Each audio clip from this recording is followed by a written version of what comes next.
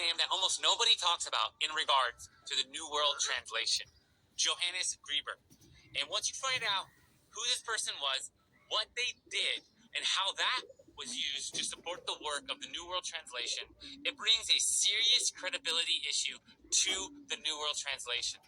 So let's talk about it. Grieber was a Catholic priest in Germany, and in 1923, he gave up the priesthood after he had a meeting with a medium. And a medium, if you don't know, is someone who speaks to the dead and gives you messages from the dead to you. And he had that encounter, and it changed his life. And he gave up everything to pursue being a spiritualistic person. He pursued spiritualism. And I think it's important to define some terms. We define what a medium is. He speaks to the dead. But a medium is just someone who works within spiritualism. Spiritualism is just the belief that you could speak to the dead and they can give you messages. And to be very clear, this is called divination, and it is completely forbidden by God. God does not want you to be doing this with your life. And the basic principle is, don't go to a medium when you can instead just go to God.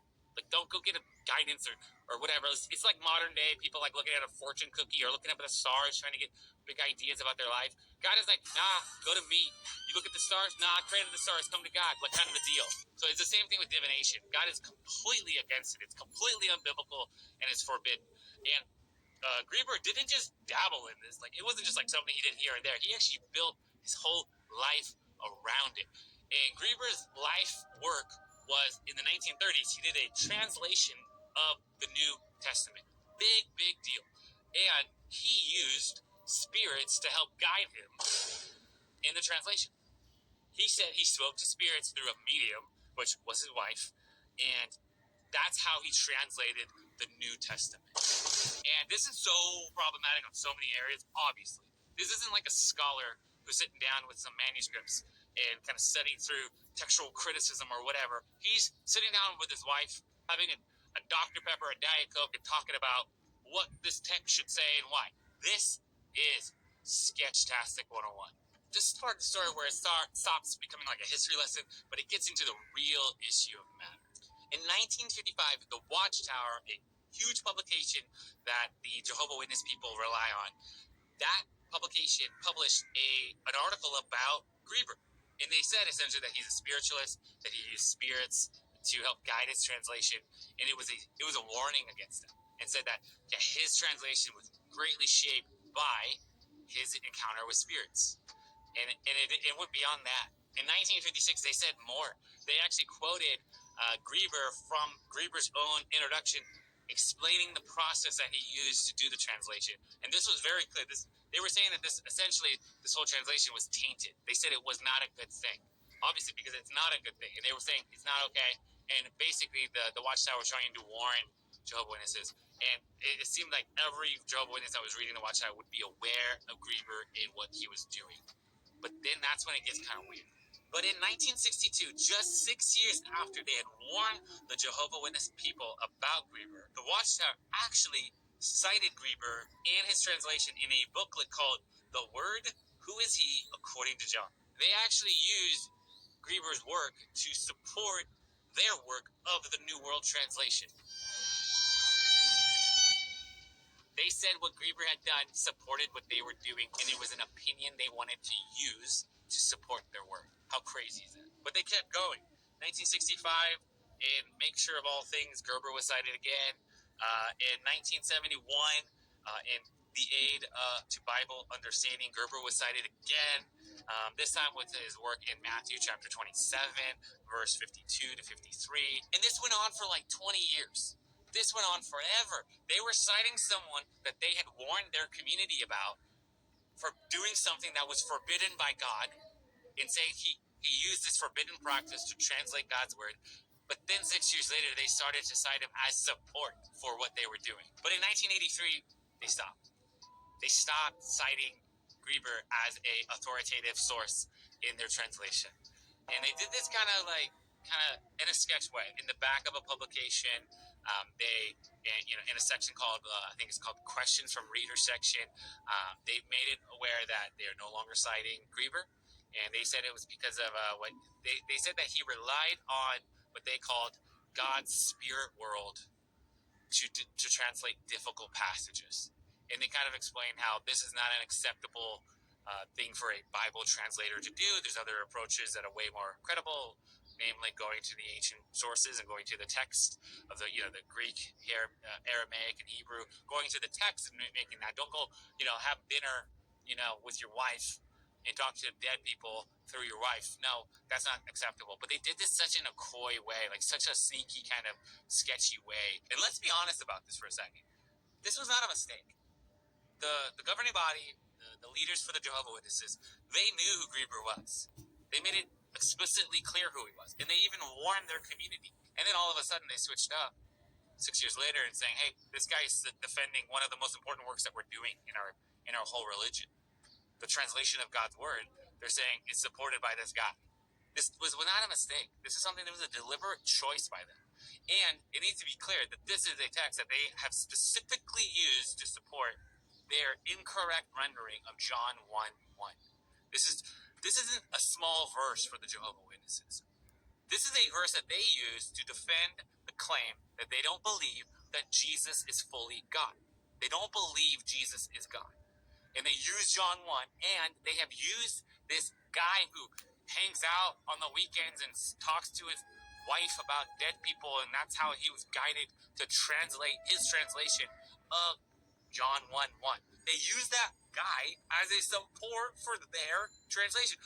As support, that's one of the biggest, most important things that they'll ever do as a religion, namely translating God's word. And just as clarification, John 1:1 is the first verse, obviously, of John's gospel, and it says, "In the beginning was the Word. The Word was with God, and the Word was God." And for the New World Translation, they say, "In the beginning was the Word was with God, and the Word was a God." The difference is the Word was God in the text, but in their false text, it says the Word was a God. In 13 verses or so later, the Word became flesh and dwelt among us. It's very abundantly clear from the context. It is Jesus. They're saying that Jesus was a God. And this is huge. They're using someone to support their text that they have no business supporting.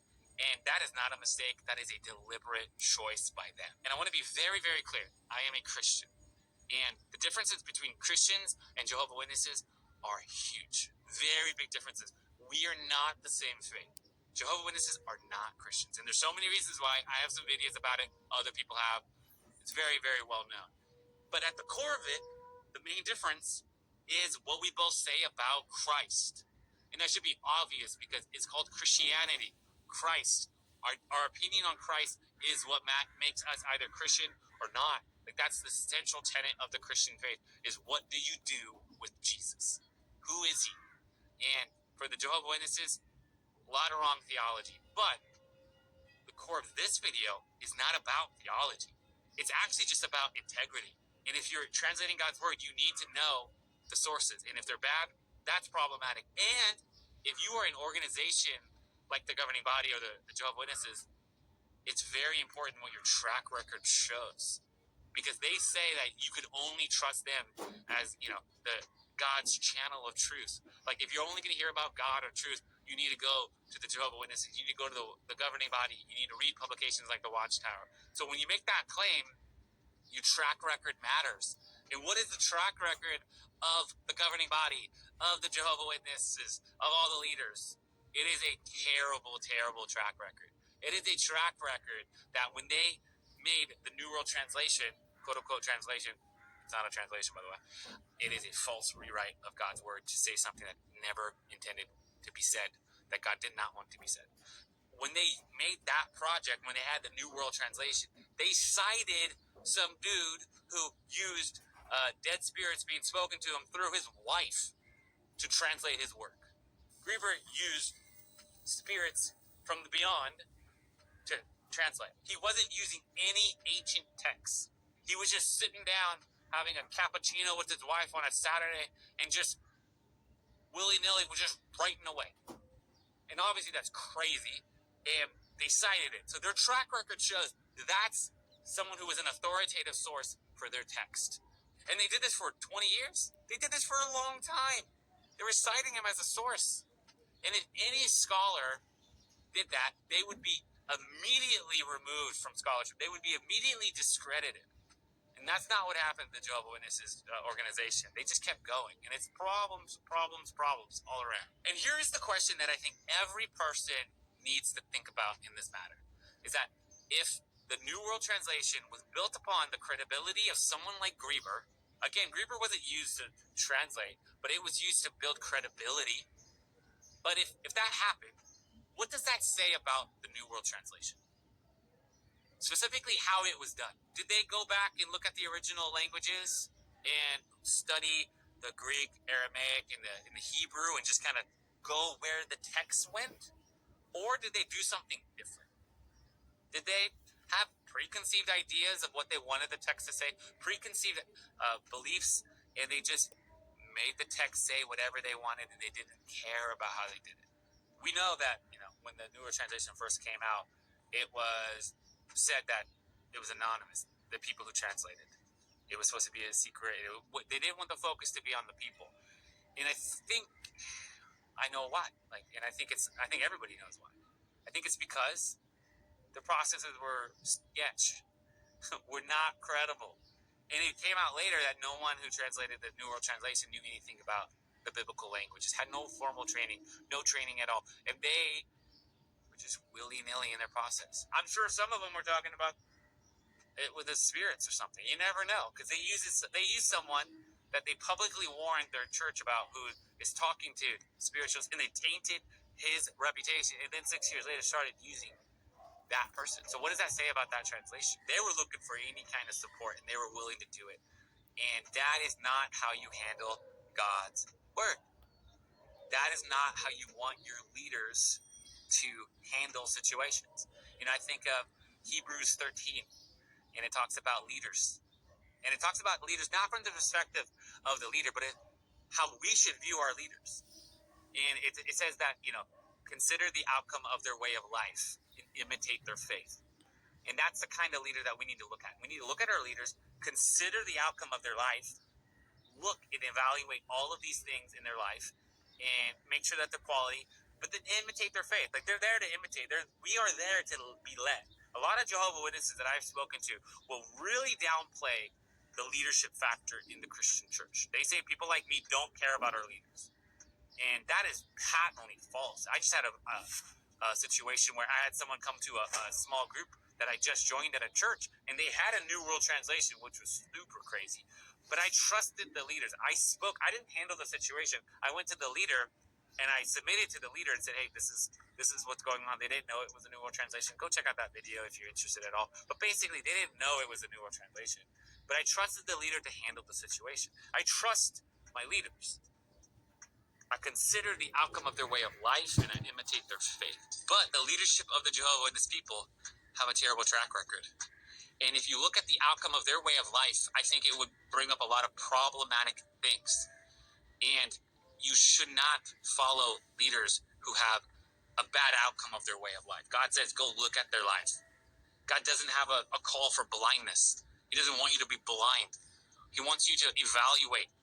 He wants you to look at people and see the outcome of the way of life. And I'm just saying that I think this whole story of Johannes Grieber shows how the outcome of the way of life, of the governing body, of the Watchtower publication, of the leaders of the Jehovah's Witnesses is problematic, and they shouldn't be imitated in any kind of way, especially in your faith. And honestly,